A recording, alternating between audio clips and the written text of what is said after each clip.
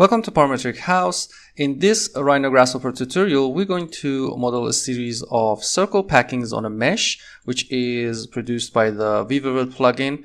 And we're going to also explain the stellate accumulation tool, which is great if you want to produce a series of extrusions on a mesh like this. And then we're going to use the Kangaroo plugin to produce the circles on the mesh.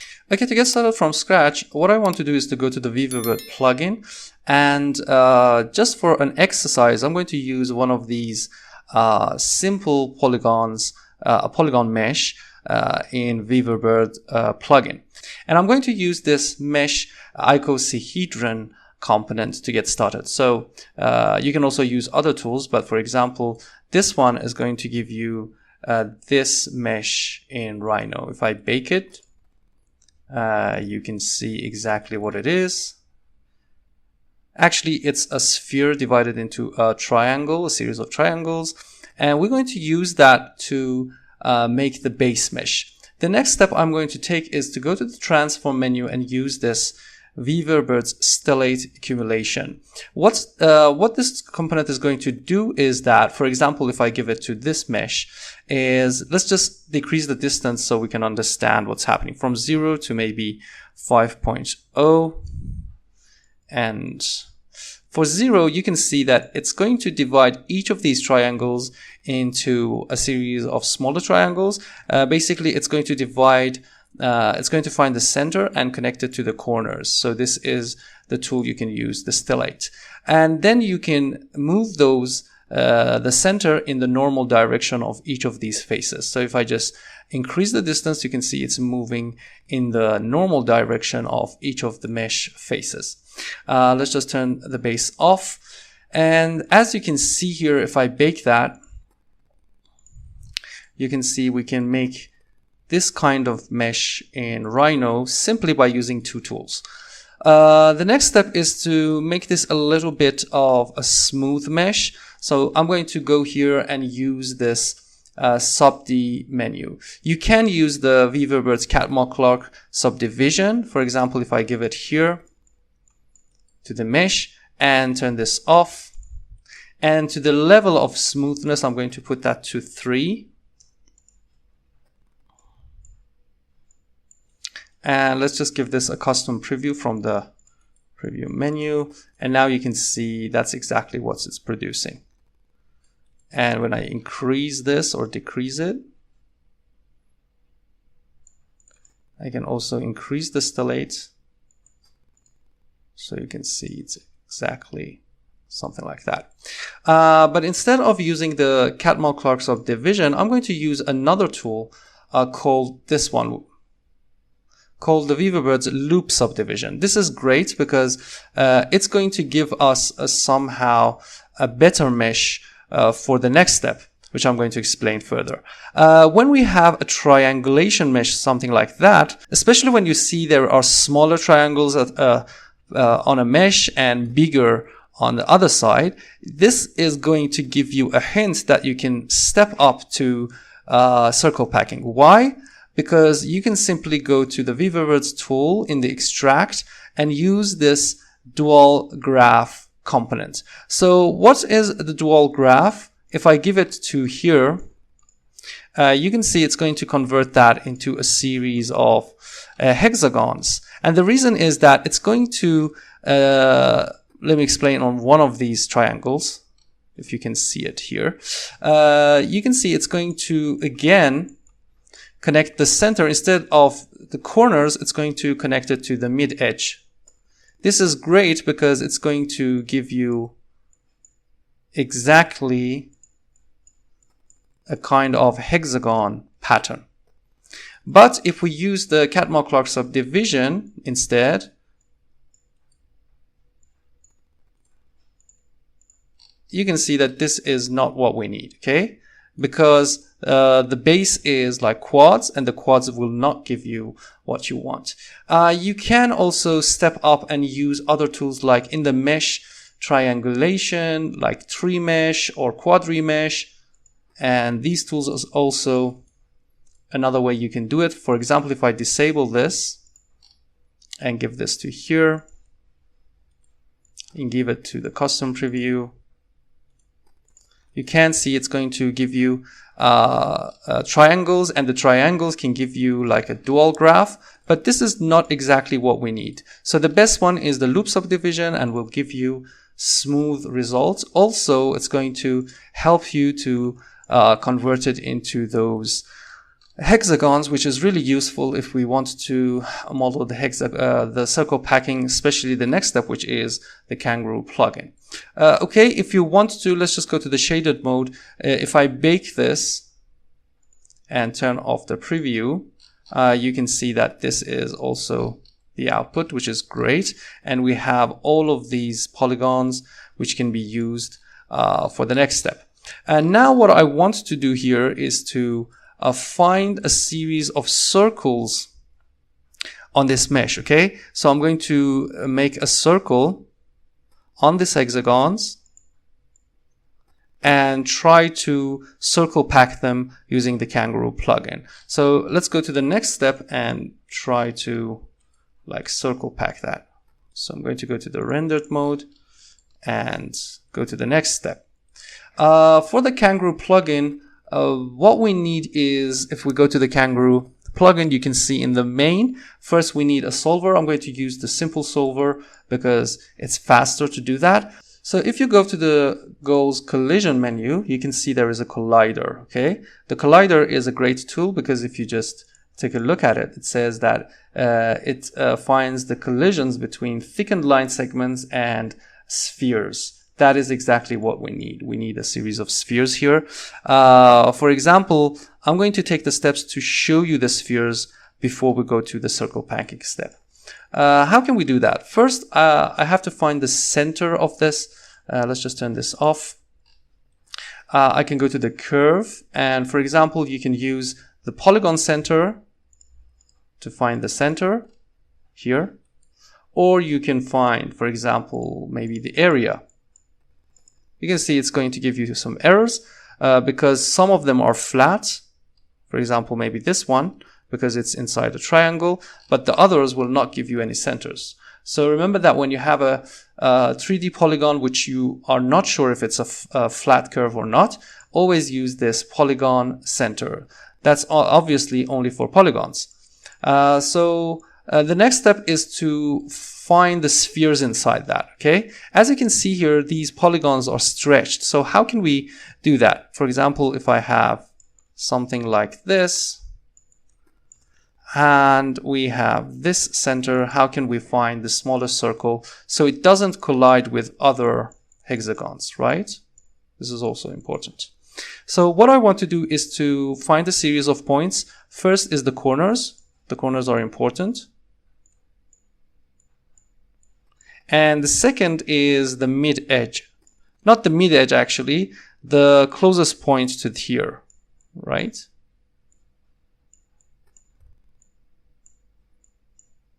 Something like that. And these points is going to also be added to the list. And now what we have to do here is to find the smallest one. For example, maybe this one is the smallest. Also, we have to find distance between the center and the corners. But for now, to make it obvious, you have to find the smallest, and then you can draw a circle with this radius. Right? It's always going to touch one of the edges, and it's not going to be bigger so it doesn't collide with other circles. This is also useful when we want to circle pack, because if we make the circles too big, they're going to go outside the mesh.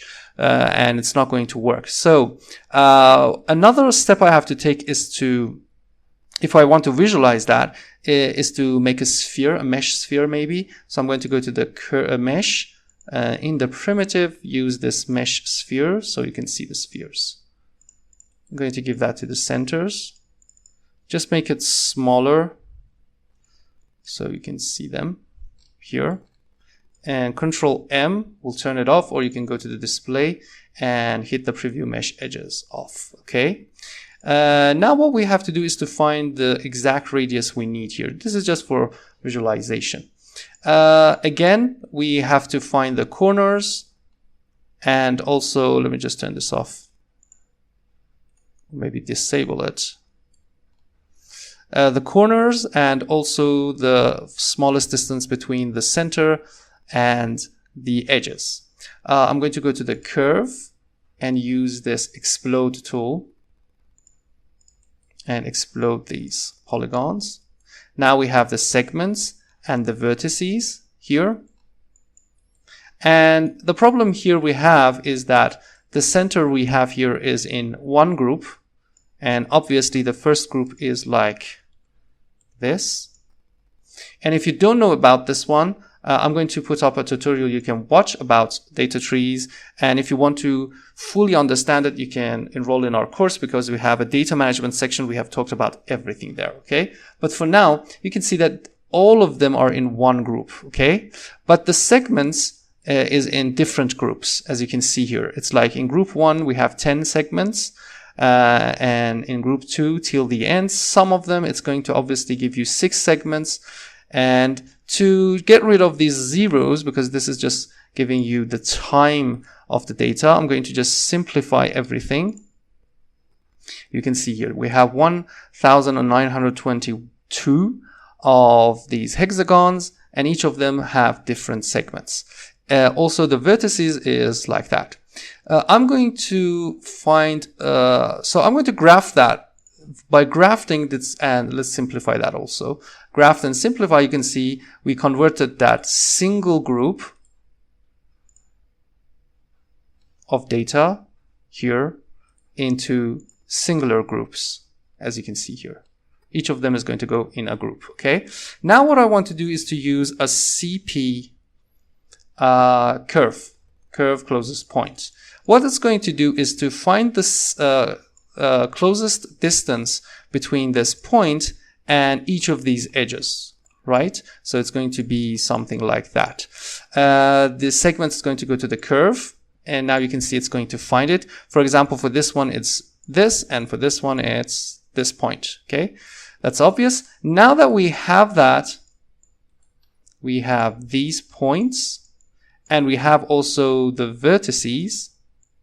I'm going to add them up. You can see, again, we have, be sure to have 1922. I mean, the number of circles we have or spheres we have, and all of them have to be in one group. If you don't, remember to simplify everything. Everything, I mean, even the graph's output, so it doesn't get messed up. For example, if I just don't simplify this one, you can see that they don't add up and it's a mess, as you can see here. So I usually just simplify everything so it doesn't mess up the data.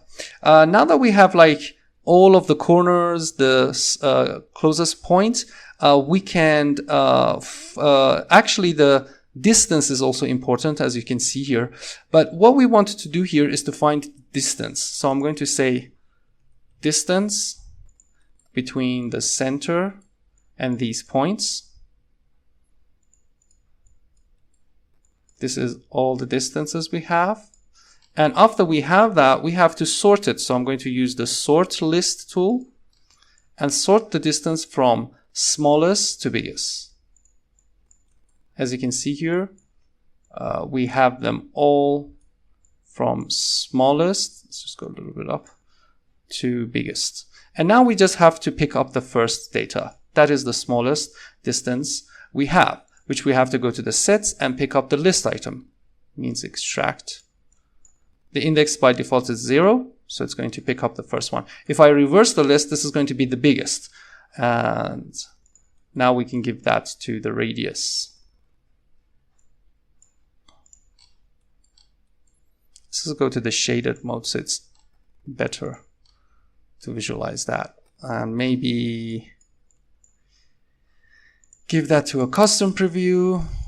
Now we can see these things.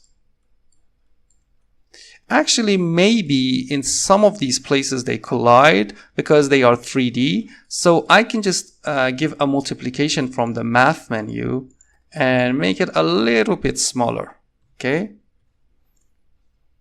Maybe we can make a number slider from 0.1 to 1.5. That means like 1.5 times the radius, okay? As you can see, I can increase that And when I just put that to 0.9, they are not going to intersect. This is the best technique I found, that it's going to help you to just, without circle packing, just find a series of spheres touching. If I put it to 1, you can see a place that it's going to touch. For example, this one here, this one here, and so on, okay?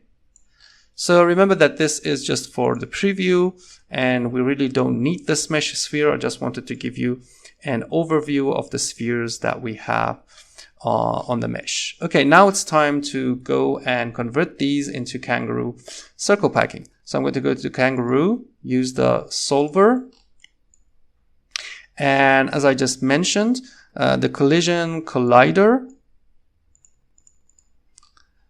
we have to give the points here because we don't need lines. We just want points because we want spheres. The points is going to be here. And the radius is actually this multiplication. Okay. I usually flatten the input of the goals, so everything is going to go into one group. Okay, to also get better results, I'm going to just turn this off, disable this, and flatten the points and the radius, so it's better to get the final results. And if I increase the radius here, you can see Kangaroo is trying to push the points, which is going to be the new points of the sphere. So if I again graft these vertices and give it back to the center of the meshes, you can see it's trying to just circle pack them. So remember to flatten that. This is really important. Never give the groups for the objects and radius. The flattened part was the most important part. Okay, now that if I just reset the work and increase these radiuses, you can see they are trying to pack, but they don't have any restrictions, right? They are just going in 3D space. So how can we fix this? We can fix that by going to the goals on and try to keep a series of points on a mesh. That's also important. So I'm going to goals on mesh, keep a point on a given mesh, and say, okay, try to keep these points. Again, try to flatten them on a mesh. The mesh is obviously this mesh. And by using the shift key, I'm going to add that to the goal object. That is great. Now by increasing that, they will try to pack, but because they have to be on a mesh, it's trying to move them on the mesh, right?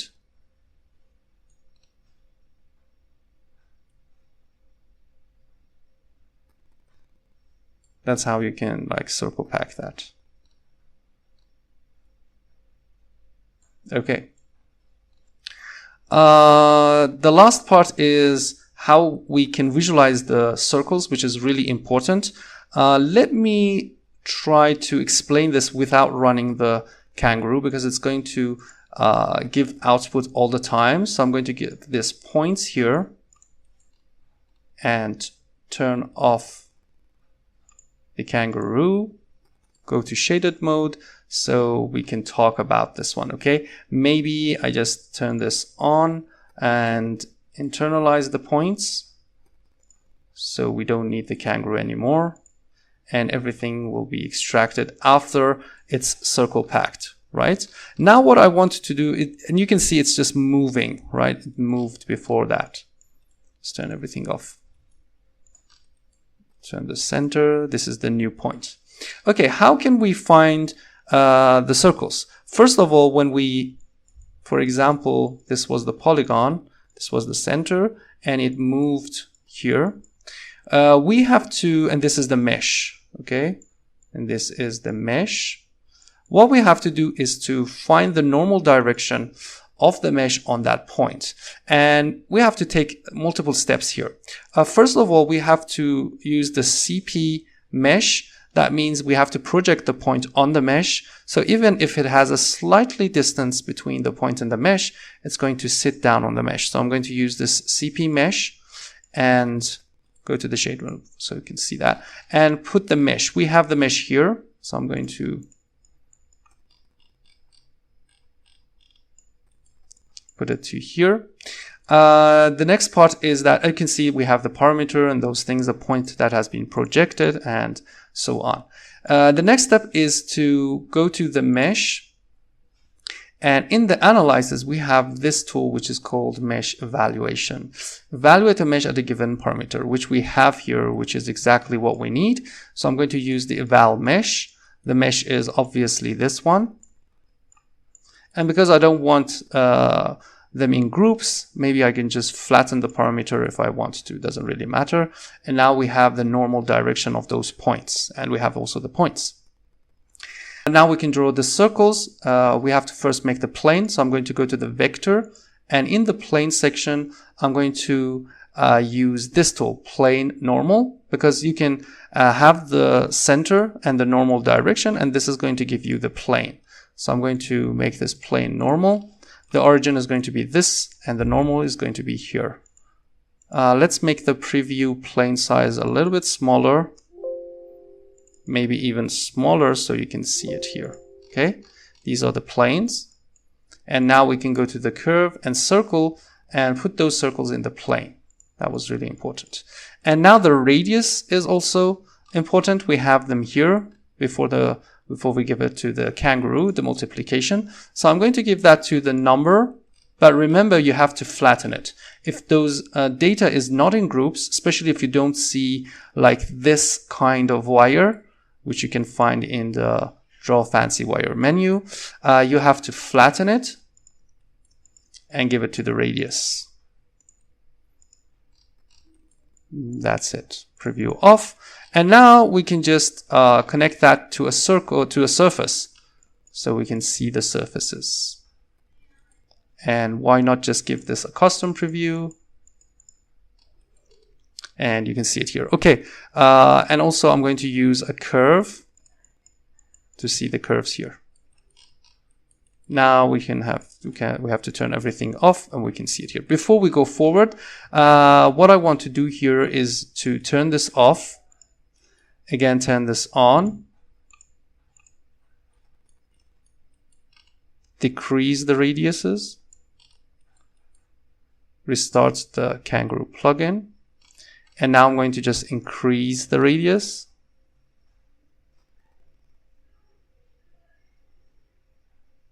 So they collide. Wait a little bit. So the circle packing process is going to be okay. And now I'm going to give it to the points and internalize that. Remember to flatten it again. Turn on the points. And turn off the kangaroo. Here it is. You can see it's obviously a circle packing algorithm. If you want to, you can also give these points to another point, but this time graft it instead of flatten, so it goes into groups because we have groups of here. And then you can see also the spheres if you want to. This is obvious. If you want to see the results, don't connect it to the Kangaroo, because Kangaroo is going to update it as much as possible. The only way you can stop this is going to use the Kangaroo zombie solver. But for now, I just wanted to give you the final results. I just turn this off, give the points to the base, turn this on, and restart it so you can see the circle packing. Thanks for watching. I hope this tutorial was useful for you. Remember to like it and share it with your friends, because it's going to reach more people. And subscribe to our channel if you haven't, because we publish weekly tutorials and you will get notified. Thanks for watching. See you next time. Bye.